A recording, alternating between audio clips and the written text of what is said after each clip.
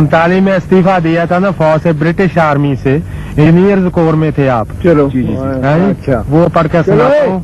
उनके core commander थे brigadier WD विच, Roorkee sappers.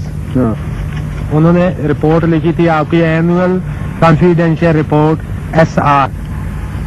It is no exaggeration to say that I have never met a man in India to touch him. He is as keen as mustard.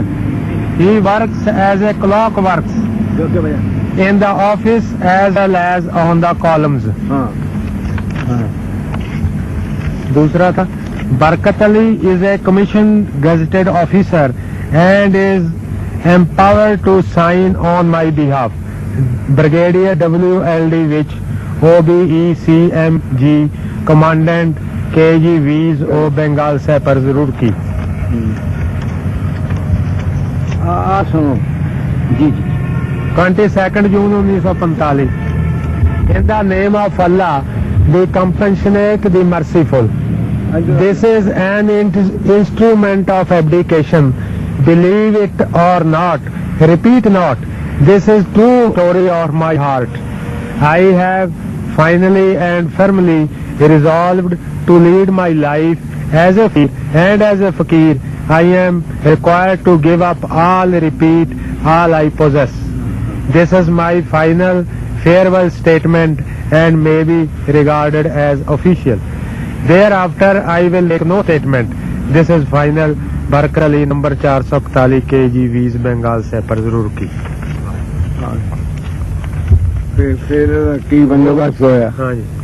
अच्छा, मैं तुम को पढ़े हूँ? नहीं, मैं पढ़ रहा। पढ़े नहीं, आगे नहीं पढ़े? नहीं पढ़े, नहीं पढ़ना जी। पढ़ लेने। To the officer commandant number 1 training battalion Roorkee subject. ये पढ़ ला? हाँ जी, पढ़ ले जी। पढ़ ले जी, पढ़ ले, ये पढ़ ले। अच्छा जी। Number 441 Barkat Ali is placed under open arrest with effect from 11 AM today, the 22nd day of June 1945. Please provide the necessary guard consisted of 2 VCOs immediately. Signature SO second for commandant। Arrest होए ना जी। फिर उन्होंने medical case लिखा report. तुसी चलो फिर सुन ले। चलो चलो हेलो सो चलो चलो सुना। 23 June 1945 states he had a disease for the last 5 or 6 years to become a dervish hermit. This disease increased very much during the last 4 months. Yesterday, the 22nd June 1945, he decided not to continue to work. This led to his being put on a military charge. I was sent for to take him into hospital. This he refused to do, but on persuasion, owing to the facts that he has worked in the same unit as myself for 1 year, 1 TB, he agreed to come only on my account. Major IMS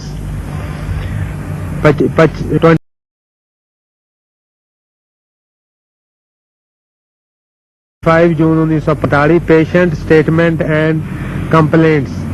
The patient thinks that he had some revelation in his dream and he should now dedicate himself to that. In obedience to that, he now wants to confine his activities to religious duties only.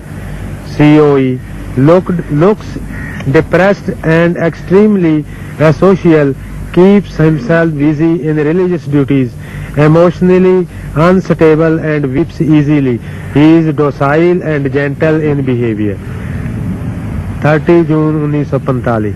This VCO has been fully observed in the last 1 week. He is docile and gentle in his behavior. He is apathetic and asocial. He keeps himself confined to his religious duties. He is unstable emotionally and easily bursts into tears. He is clean and regular in his habits. He gains an expression of distaste and inability in the present environment. He is a case of anxiety state, severe, unspecified, taking refuge in his dreaming, revelations and religious center. What he has done was under the dictate of strong religious belief strong relief, and in my opinion not with the intention to deny law and order deliberately. Again, he is an innocent accused and he is an innocent accused. He is an innocent accused and recommend that the charge for which he is under open arrest may be washed and the guard withdrawn. हैं जी? It is almost impossible. आ चीज है जी असल में. It is almost impossible to clear him of religious intoxication and hermetic life. It is almost impossible to clear him of religious intoxication and hermetic life. In the present state, he is useless as a soldier. I therefore recommend him category E, signature Colonel Commandant CMH Roorkee. Adoor उस वक्त की किस किस्म की कैफियत आप ते तारी हुई सी जरा इन्हां ने लॉ नु की पता तेनू की पता मैनू की पता ताला दी ताती है कि नहीं हां जी मैनू होश ही नहीं पता जी मैंने की कीता हाँ मैं पहला पंजाबी च दसदा जी हाँ जी जी ठीक है पंजाबी च दस ना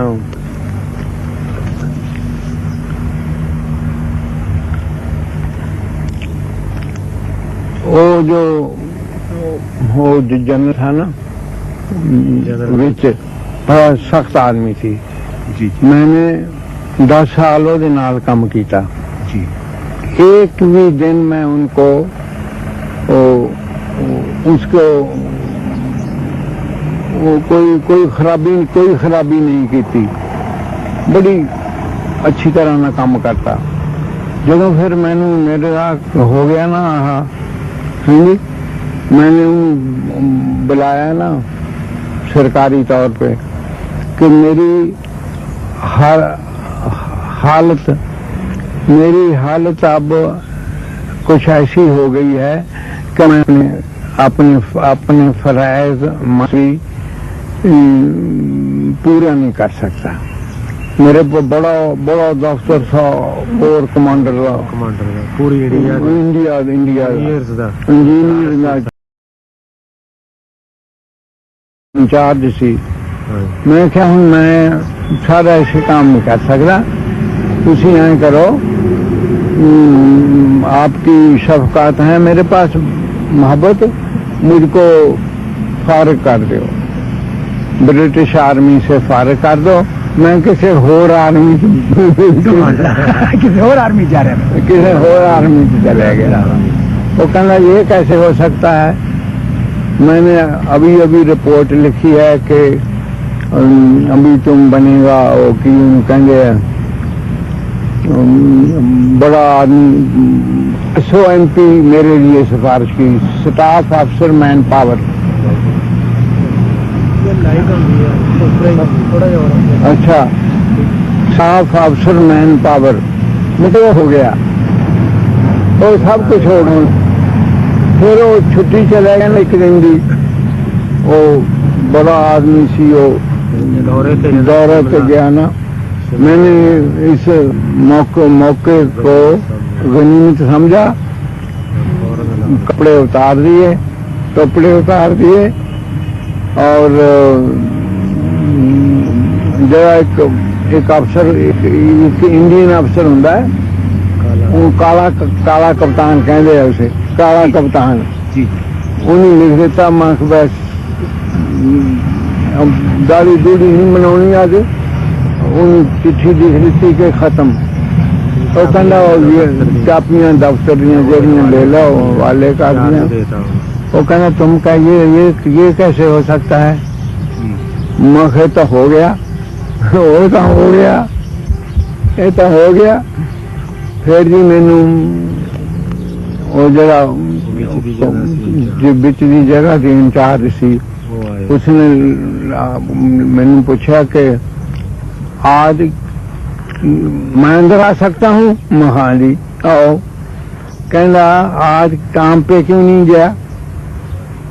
तुम बीमार हो? मैं नहीं, घर में तकलीफ है, मैं डीसी लुधियाने को फटाफट बंदोबस्त करता हूँ। मैं कोई नहीं, मैं हुक्म देता हूँ कि 15 आधे घंटे के बाद घंटे के बाद तैयार होकर और दफ्तर में आ जाओ और जो कुछ तुमने अभी तक दई को चलो तो जो करतूतें तूने की हैं अभी तक ये बड़ी बढ़िया करतूता और सब माफ। मैं ये था करतूत पक्की बन गई।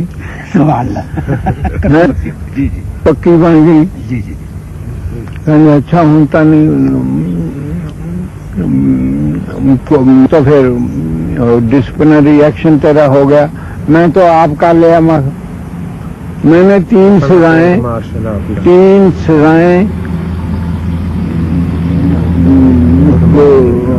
कबूल करी, 12 पत्थर और उम्र कैद और गोली। And if you want to shoot me, this can be done now. बस वो कहना लुक इंडियन अफसर। मैं उन्हें कहा उसे कमांडर दे मखलूक ब्रिटिश अफसर। हाय वो तो उस जमाने च नहीं पा सकता। कोई जुर्त नहीं कर सकता, कोई जुर्त नहीं कर सकता अंग्रेज के सामने। जी जी कहने लुक इंडियन अफसर मखलूक ब्रिटिश अफसर। बस चुप कर गया, चुप करके चला गया। वो फिर मैंने कहेंगे आओ जी फिर तेरा बंदोबस्त करिए। मैं तो होना ही है, बंदोबस्त तो तेरा होना ही है। फिर जी गार्ड मिलिट्री गार्ड आके मुझको कैद कर लिया। हाँ फिर जी एक मेजर साहब मेरा दोस्त बड़ा अंग्रेज साडी कंपनी च काम करता सी। वो कहना मैनू क्यों ना दसिया तैं जे करतूतां करनियां सी, मैनू क्यों ना दसिया? मैं तेनू तेरा बंदोबस्त कर रहा। मैं बंदोबस्त तो हो गया ये जो कुछ होना सी। फिर जी उन्होंने कहने ऐसा करो जो मैं कहूँगा मानो। ठीक, मैं तुम्हारा दोस्त हूँ या तेरे ऊपर तेरे बरखिलाफ मत नहीं? मेरा दोस्त है। मैंने आओ मोटर बहा लिया। मैंने अंग्रेज IMC बड़ा हुंदा जड़ा मिलिट्री अफसर मेडिकल अफसर। हाँ जी। फिर जी मैंने पागल खाने ले गए और तो कोई इलाज है नहीं थी मेरा। फिर जी मैंने पागल खाने ले गए। फिर पागल खाने च भी बड़ी मुश्किल जिंदगी होंगी है तो रंगा रंग सूरज जुमानी हाँ। तर्जुमा फिर उन्होंने जी मैं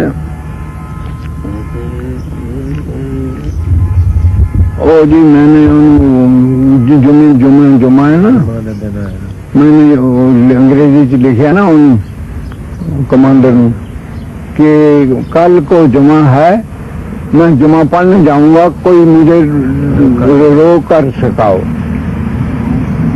मैं जुमा का कहत दे जुमा पढ़ने जाऊं, मैंने जो तेरी मर्जी है कल मैंने रोक के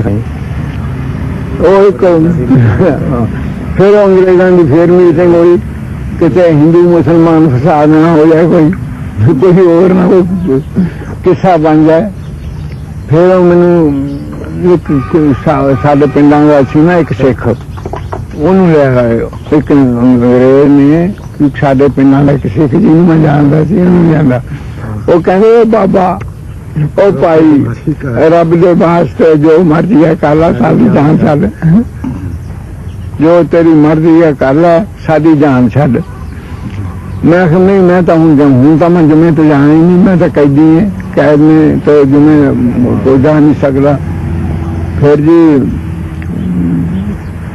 फिर उन्होंने सोच के एक सिरप हुंदी है जहर दी, कोबरे दी। फिर वो मैंने मेरा एक डॉक्टर सी ना, अब्दुल अलीम मलिक डॉक्टर सी ना, मेरे उत्ते लगे है, मुसलमान, बड़ा सख्त आदमी। मैंने कहना फिर जांदा जान लगे ना, कहना बात सुनो, कोई दवाई नहीं पीनी, मेरे बताए बिना कोई दवाई ना खाई। मैं एक लेडी आई, एक बड़ी मैट्रन, वो जी मैट्रन जी आई, उन्हें मैंने लिया के हाई हो फलाना ये निकालना, आप अच्छे हैं? हाँ जी बड़े अच्छे हैं। उन्होंने मैंने दवाई पड़ाती है, उसी जहर कोबरा बाकायदा से मिले तो मंगवाई गई। हाँ बड़ी अंग्रेजा की बेइज्जती सी ना कि अफसर ने जैसे आलालान उन्होंने खिलाफ बोलना। हाँ फिर जी मैंने उल्टियां शुरू हो गया, सारा पेन साफ हो गया। जहर अल्लाह की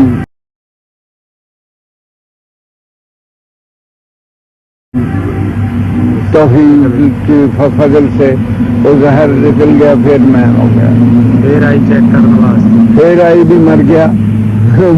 यार चंगे बैठे हैं कपड़े पाए। बाद जो तो फिर मेरा हो गया कोर्ट मार्शल। फिर उन्होंने कहे, मैंने एक पठान कहे कि इसका कसूर क्या है? मुसलमान हिंदू सिख सारे सारे कोर्ट मार्शल भी कहना अच्छे मड़ा, इस बंदे का कसूर क्या है, मुझे ये बता लो बस। फिर वल्ला अल्लाह करता है, क्या कसूर है? फिर कहने, फिर जी मैंने किसी ने कुछ नहीं किया, बस फिर मैंने अपना वो बिस्तर बनाया कि एक शेर भी पड़े हूं तो मुंह में पाल नहीं सकता कि सुनते हैं आदम का जगह बड़े बेआबरू होकर तेरे कैसे हम निकले। हाँ जी।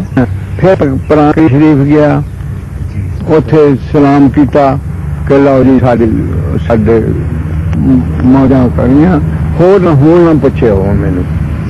फिर कोर्ट मार्शल हो के मैं उतनी तरह गया। फिर मेरी माँ कहे कि बोला भी है बोलना चल भी है। हाँ जी, अब मेरा दास्तान है, ये मेरा बयान है, मैं खुद लिखता हूँ। जब मैं कोर कमांडर के पेश होने लगा, कोर कमांडर ने कर्नल शाह को बाजू से पकड़कर कहा, ये मेरा दोस्त है, मुझसे कोई नहीं जानता, वहाँ पढ़ने दफ्तर पढ़ना, इस तरह पढ़ लो जो कुछ मेरे को है उन पेश कर देता है।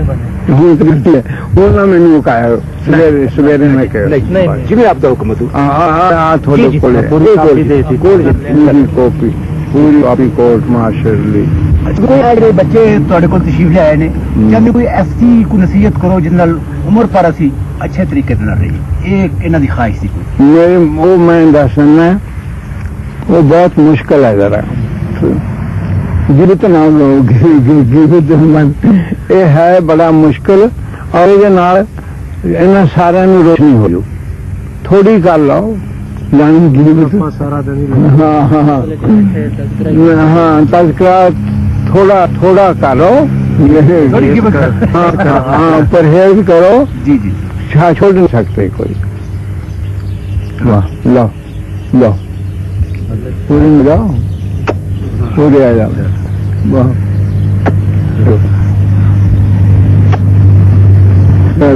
उधर भी बारी बारी आ जाओ, जाओ बारी बारी आ अल्लाह माशाअल्लाह। अगे हो जाओ। मैं जो वो शायर भी सी, उस जमाने में मैं शायर भी सी। चलो भाई उधर जाओ, दुआ खैर होगी, चलो चलो उधर चलो। वो कहना जब एक चिट्ठी लिख रहा मैं, मेरा एक दोस्त सी चिट्ठी लिख रहा था, सच दे बचन बिच छोले मिलिट्री कॉलेज में था ना मैं, जी जी तो उसमें दोस्त था ना भी मेरा मुंडा, वो मेरे बगैर ही सच दे बचन बिच छोले मिनी मिनी बजे ढोलकी बंबूते नामा मित्रा का बोले। हाँ सुभान अल्लाह। कहना